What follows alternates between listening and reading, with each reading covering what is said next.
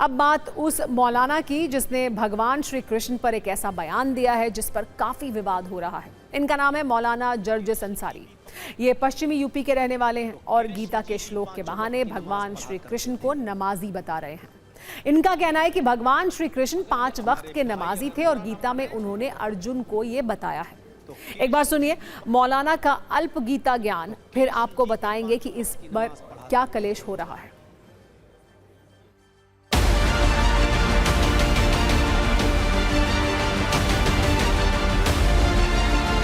हमारे भाई अगर बुरा ना माने तो कृष्ण जी भी 5 वक्त की नमाज पढ़ा करते थे। यकीन ना आए तो श्रीमद् भागवत गीता का 6वां अध्याय का 10वां मंत्र देख लीजिए।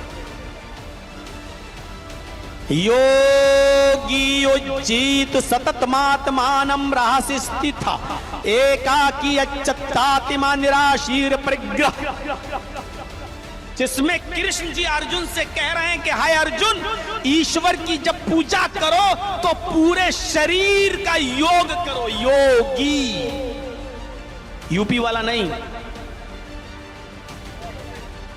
योगी युज्जीत सततमात्मानं,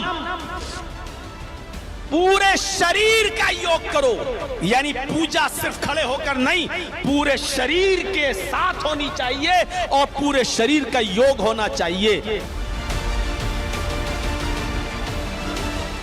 आज हिंदू धर्म में चले जाइए, सिर्फ ऐसे हाथ उठाएंगे, ओम नमः शिवाय, बस हो गई पूजा। ये हिंदू मुस्लिम अगर ये अपनी किताबें पढ़ लें, योगी जी बड़े भक्त बनते हैं राम के, अगर अपनी किताबें पढ़ लें, अपनी किताबें, तो यकीन मानिए इस्लाम से मोहब्बत करने लगेंगे, क्योंकि इस्लाम ये मुसलमानों का धर्म है ही नहीं, सिर्फ ये उनका भी धर्म है। इसी दीन और इसी धर्म को रामचंद्र जी ने भी पेश किया है, कृष्ण जी ने भी पेश किया है, ये सिर्फ मुसलमानों का नहीं है। मौलाना के इस ज्ञान के वायरल होने के बाद हिंदू धर्मगुरु काफी गुस्से में हैं। वो मौलाना पर कार्रवाई की मांग कर रहे हैं।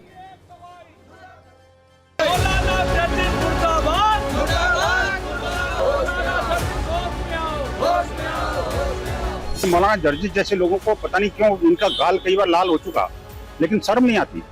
इतनी विभत्स और बेहूदी बातें करने से भी ये बाज नहीं आते। लगता है इनका कुछ और इंतजाम करना पड़ेगा, शासन प्रशासन और लॉ एनफोर्सिंग एजेंसीज को। ये जिस तरह से लगातार हिंदू आस्था विश्वास के साथ आघात कर रहे हैं, ये ठीक नहीं है।